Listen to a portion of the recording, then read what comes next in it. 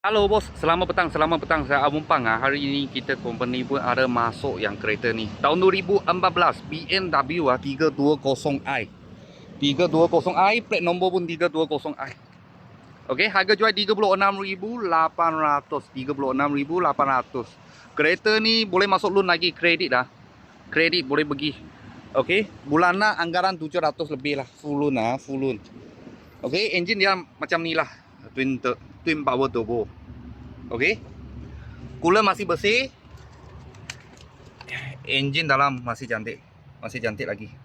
Okey. Tapi ini BM selalu maintenance mahal lah.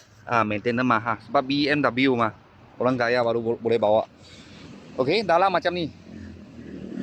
Ini sport lah. BMW tahun 2014. BMW sport. Nampak? Sini ada. Okey, dalam macam ni. Okey, warna merah, leather semua lah. Merah campur hitam lah. Merah campur hitam. Okey, tadi saya sudah try. Aircon banyak sejuk lah. Aircon banyak sejuk. Engine gearbox tak ada masalah. BMW dia jalan belakang sub punya. Dia sebiji kereta jalan belakang sub punya. Okey. Kalau S-Drive dia jalan 4 dah. All view. 4 view lah.